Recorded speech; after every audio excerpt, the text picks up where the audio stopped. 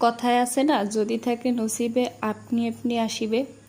আমার বাগানে আমি কখনোই শাক বা সবজি কিছুই লাগাই নেই, তারপরও দেখো কত সুন্দর শাক হয়ে রয়েছে। কলমি শাকগুলো মাশাল্লাহ এত সুন্দর হয়েছে। এখান থেকে মাঝের মধ্যে দুই একটা ডগা নিয়ে আমি আমার পাখিগুলোকেও খাওয়াই। তাছাড়া আজকে ভাবছি যে আমি এগুলো রান্না করব, তাই সবগুলোই কাটতে আসি। তবে এখান থেকেও অনেক সুন্দর সুন্দর নতুন নতুন ডগা বের হবে। তবে দুঃখের বিষয়, আমার আমড়া গাছটা মনে হয় আর বাঁচলো না। থাক, তবু আফসোস নাই, আল্লাহ যতটুকু দিয়েছে যেভাবে দিয়েছে অতটুকুতেই শান্তি।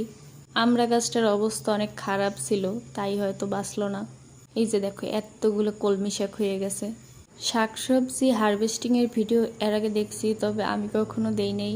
এই প্রথমবার আমি শাকের হারভেস্টিং করতেছি। একটা অন্যরকম অনুভূতি।